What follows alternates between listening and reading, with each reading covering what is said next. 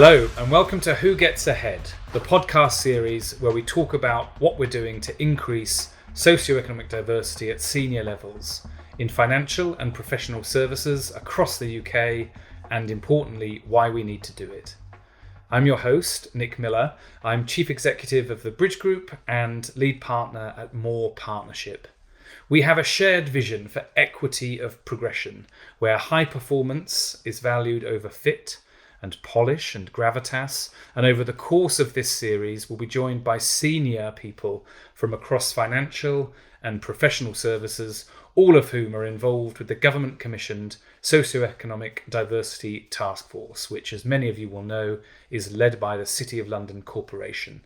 If you want to find out more information about this important task force, you can visit cityoflondon.gov.uk/whogetsahead. Where you can also sign up to the newsletter to get regular updates. Today on Who Gets Ahead, I'm delighted that we're joined by Robert Bartlett, who is MD of Global Corporate and Investment Banking at the Mitsubishi Financial Group. Robert, a really warm welcome to you. Good morning, Nick. And it's equally nice to be able to have the opportunity to talk to you as well. I wondered if we might just start by hearing a bit about you and your experiences growing up and how they might have impacted your career path. I grew up in a council property in North London. I went to a local comprehensive school. I left school at 16, and I had some qualification, but not great. I had what in the olden years was a number of O-level passes. And at that time, I decided to see whether or not there were opportunities. And I was fortunate enough at the time to be accepted into National Westminster Bank, as it was then. That was August 1986, and that was my first experience of the City of London. I didn't know what was ahead of me, but it was a good opportunity. At that time, if I think back, the recruitment program within NatWest, particularly at that office, was that it was heavily skewed towards taking people in at the age of 16. There were a number that went in at 18 after A-levels, and then there were a number of people that came in off the back of having gone through university. But I did go in at 16, and I felt very comfortable. I felt at home, and it felt like it was a place where you could work hard, and if you worked hard, you could have success. And that success came very slowly through being accepted onto management programs, by being sponsored to do professional qualifications at the time through what was then the Chartered Institute of Bankers. And that was through classes at evening class, and occasionally through the weekend. And then there were also centres that got you ready for exams that were sponsored again by the bank. And I think, Nick, all of those allowed me to get into the discipline of working, and it gave me an opportunity that I'm not sure is possibly as readily available now as it was then. Now in my early 50s and having 35 years as a career, I look back on that and think it's time to share those stories, because I think they are very important stories, and I'm not sure those opportunities are there now, Nick. Rob, thanks so much for sharing that. These stories are so important. Can you reflect a bit more on that last point about there being fewer opportunities now? I wonder, Rob, what's changed? Have things just become more competitive? Has the shape of the sector changed? What's your view? I think recruitment policy has changed. I think if we look back to government policy in the late 90s and the early noughties, it was an encouragement to push people through university. I don't feel that the amount of leavers at 16 and 18 were getting opportunities to go into the city. I think that route had, I'm sure you could show me examples of it not having shut down, but in my opinion, it probably shut down at that point. And I think certainly for the last 10 years that I've been at the at MUFG, I think where we had got to was recruitment very much around a graduate recruitment program. And then it comes on to the filtering that you do for that recruitment and that assessment process. And I feel that we were not alone there. I think the recruitment became very much off the back of university degrees rather than looking at apprentice programs or early hires, which is what we have now focused on over the last last 2-3 years, which again we feel is becoming ever more important now. And I'm very, very proud to speak about that because I think it's just a really important area. And Rob, I think the answer to this question is implied in lots of what you've shared, but is your view generally that there are too many jobs that expect or require a degree, given that we know there are all sorts of challenges with access to university, let alone access to the financial services sector? I think so. That would be my view, and I think that's probably the views of others that I've reconnected with through the task force. It seems to be that you're having people coming through and they have taken a huge amount of debt on through just sheer paying for university fees and accommodation attached to that, and they come in with 40-50,000 pounds worth of debt. And my answer back is that was my first mortgage for my first home. So I just think that has happened, and I think more and more people now are wanting to change that conversation, Nick, and say, do I have to go through that process? Is it what is expected, or do I have an opportunity at an earlier age and develop my education as I'm working rather than going through a university process? Rob, you kindly shared earlier that it's taken you some time to feel comfortable to share your sort of personal narrative. Might you have any advice for people in a similar position to you who haven't got to that point yet?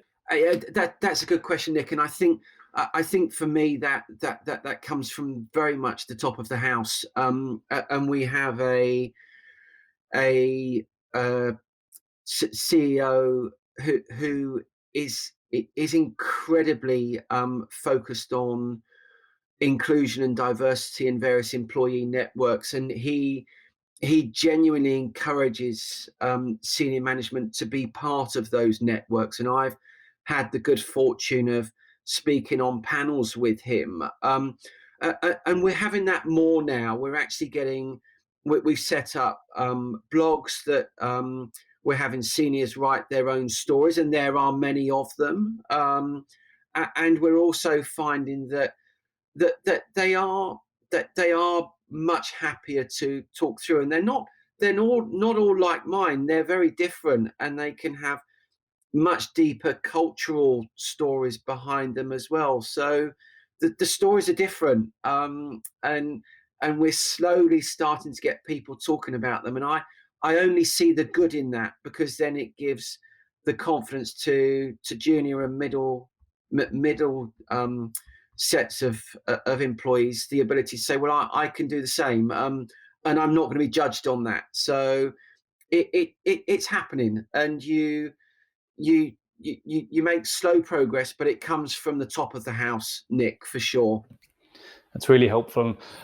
I also feel with lots of the organizations we've worked with, some of the equally sort of powerful stories also come from the majority group, talking about how enriched their professional lives have been by being open-minded, by engaging with a whole diverse range of colleagues. That for me is often a missing piece of the jigsaw here, the sort of narrative that says, I'm from the majority group, my professional life benefited from working in a more diverse team. That might be a segue just to sort of step back. We're going to sort of focus in a bit more on the work that's happening at the bank shortly. But can I invite you just to reflect a bit on the question about why socioeconomic diversity should be such an important topic and why now. You'll know from our research that we published at the end of last year, we're beginning to discover the ways in which socioeconomic background affect, access to the profession, progression within it, pay gaps that were published just recently by some accountancy firms. Share with us your thoughts on why this particular background demographic factor might be important and why now.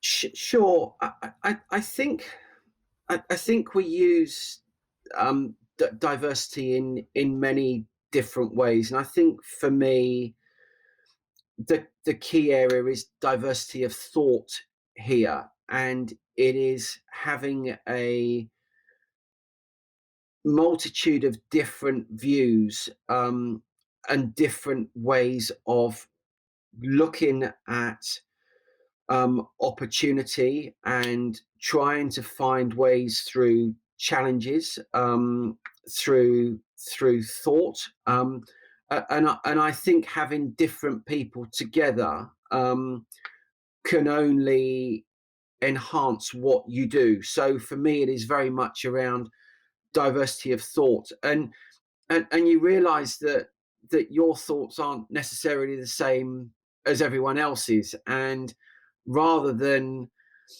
vehemently disagree with someone else's thought, it is about embracing that thought and finding a solution and a compromise. And you have to have different types of people around you, and that comes back to diversity, Nick. I just think it's absolutely key, and we're hearing more and more now that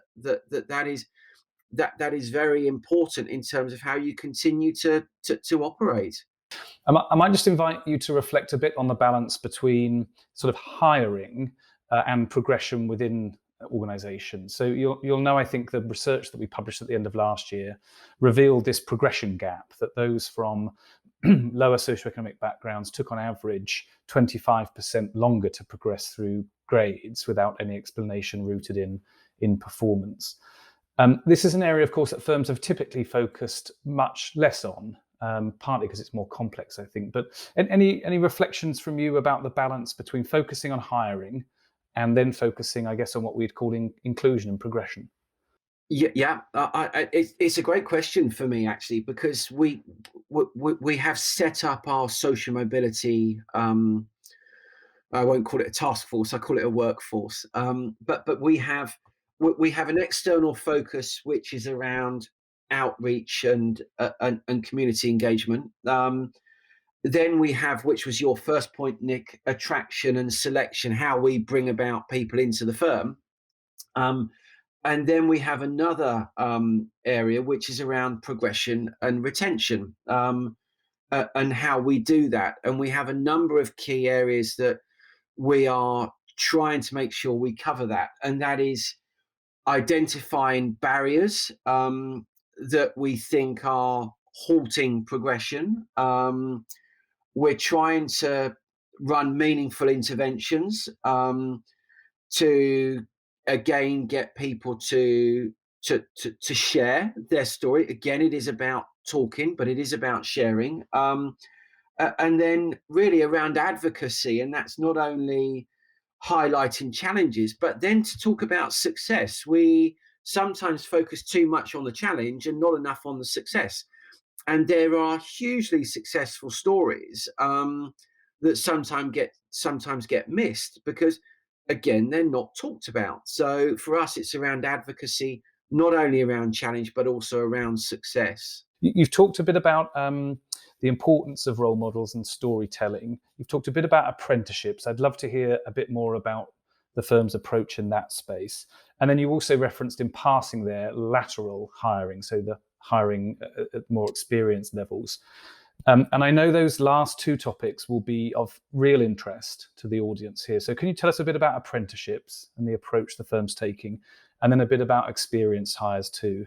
So we've kick-started the apprentice program in earnest this year. We've done it with a slightly lighter touch than a graduate assessment day, but nevertheless, it is still for them to come in and we do test them, and we've actually got 4 apprentices coming in at the end of the year. So we look forward to that very much, and we're very pleased at the selections that we've made there. So that is good, and I think that will very much continue. So that's good for us.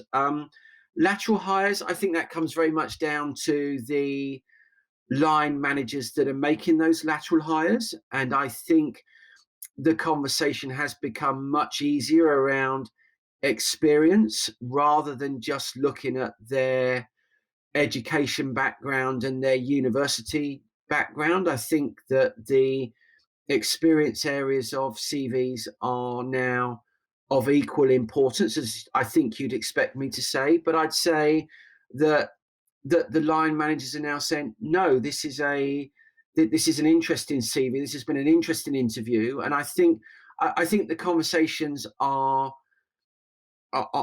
easier to have around how we would look at lateral recruitment, and not driven purely by your education data on a CV. So I think that there's progress being made there.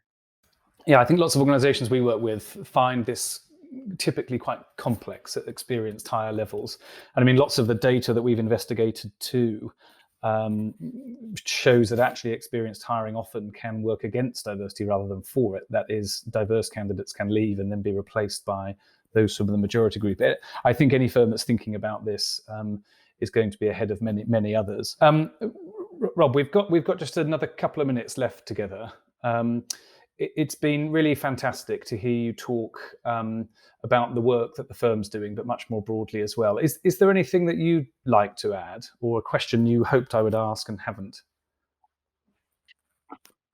No. I mean, it's been a very enjoyable however many minutes, Nick. I mean, I guess for our senior management, it's not just around social mobility. We have a number of networks around gender diversity, disability. We have a disability network. We have a family network, one based around multicultural awareness. We have our LGBT alliances as well. So we all of this is very important to us in terms of the bank, and it's support and encouragement that's coming from the top, and you have executive management that are sponsoring many of these networks, and when that happens, you see the change that is coming through. So for me, I will always speak about social mobility, but there are many other good areas that are being addressed and dealt with across a number of inclusion and diversity pillars. So of all equal importance to the bank. Colleagues, thanks for your attention and for listening to this episode of Who Gets Ahead. And of course, a special thank you to you, Robert, for being with us today and sharing your thoughts.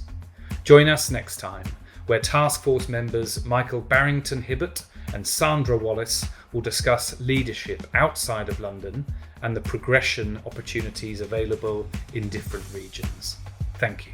For more information on the Socioeconomic Diversity Task Force, simply type the City of London Who Gets Ahead into your search engine to find our webpage and sign up to the newsletter to stay up to date. On social media, you can visit the City of London Corporation on LinkedIn, on Twitter, and on the YouTube channel The Global City. Who Gets Ahead is produced by trading and education firm OSTC, and sincere thanks to colleagues there for their kind support for this series. You can find out more about them on Twitter and on LinkedIn.